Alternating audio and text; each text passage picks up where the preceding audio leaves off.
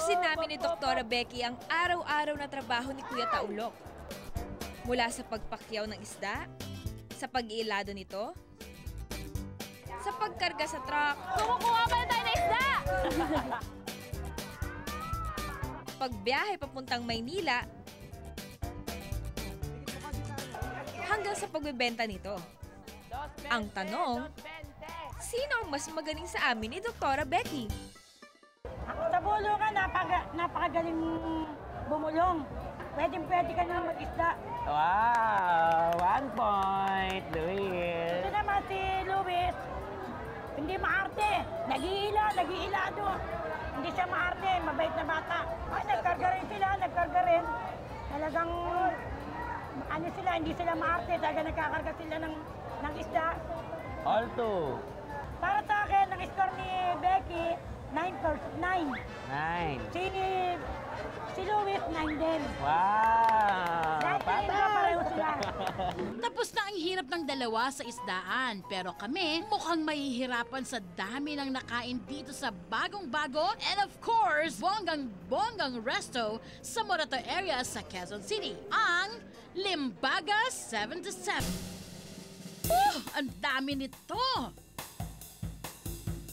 May salad, puki-puki rolls, pansit bihon, kare-kare, baby back ribs, danggit rice, sweet and sour tilapia, at iba't ibang napakasarap din na smoothies.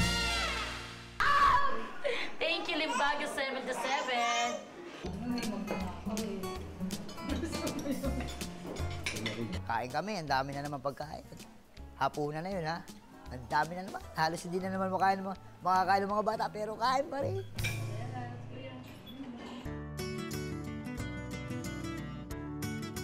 Hi, sir. Congratulations po. Since kayo po ang napiling winner, ina-award po ng Fisher Department Store ang 10,000 worth of shopping money.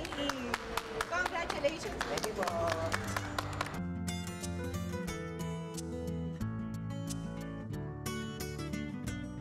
Sukat, bebe.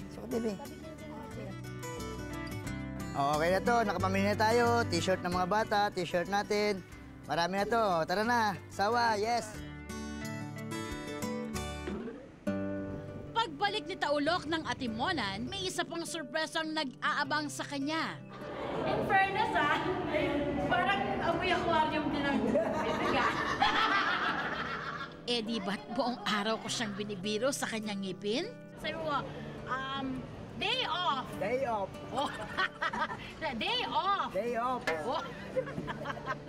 Naku, eto at ipapaayos natin yan. Congratulations, Kuya Taulok. Dahil ikaw ang day off winner, bibigyan kita ng free dental treatment at dental consultation bigay sa iyo ng Dental Dental Care Center.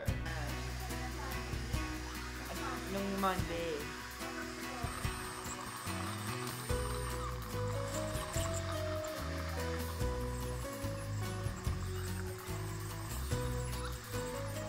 By scaling and polishing oral prophylaxis, we remove the plaque, tartar, and the stains through stain removal. So, ngayon, malinis na yung ngipin niya. Hindi pa tapos ang pag-aayos ng ngipin ni Taulok. Babalikan pa niya si Dr. Villena sa mga susunod na linggo. So, sa treatment plan natin, we have to do restoration, yung filling, yung pasta first. Then after pasta, we'll remove the non-restorable teeth by extraction. Then after that extraction, we have to wait for at least 1 month para magawa natin siya ng pustiso.